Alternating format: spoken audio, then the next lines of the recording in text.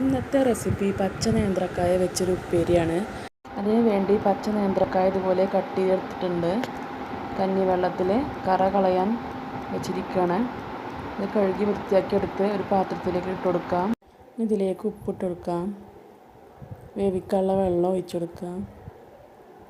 ഇങ്ങനെ ഇളക്കിയിട്ട് മൂടി വെച്ച് വേവിക്കാം. ഇത് നന്നായി തിളച്ചിട്ടുണ്ട്. ഒന്നുകൂടെ ഒന്ന് ഇളക്കി കൊടുക്കാം. അപ്പോൾ ആ വെള്ളമൊക്കെ വറ്റി വന്നിട്ടുണ്ട്. അപ്പോൾ നന്നായി വെന്തിട്ടുണ്ട്. അപ്പം ഇനി ഇതിലേക്കുള്ള വറവിട്ട് കൊടുക്കാം. അതിന് വേണ്ടി ഒരു ചട്ടിയിലേക്ക് വെളിച്ചെണ്ണ ഒഴിച്ചു കൊടുക്കാം. ഇതിലേക്ക് ചെറുതായി അരിഞ്ഞു വെച്ച ചെറിയ ഉള്ളി, പച്ചമുളക് ഇട്ടൊന്ന് മൂപ്പിക്കാം.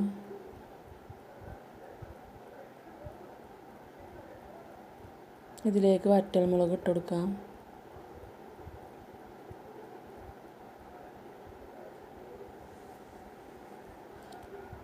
ഇനി ഇതിലേക്ക് വേപ്പില ഇട്ട് കൊടുക്കാം. അതായിട്ടുണ്ട്. ഇനി ഇതിലേക്ക് വേവിച്ച് വെച്ച നേന്ത്രക്കായ ഇട്ട് കൊടുക്കാം.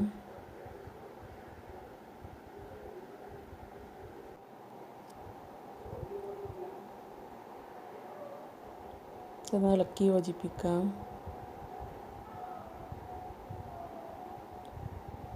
അത് നേന്ത്രക്കായ ഉപ്പേരി റെഡി ആയിട്ടുണ്ട്.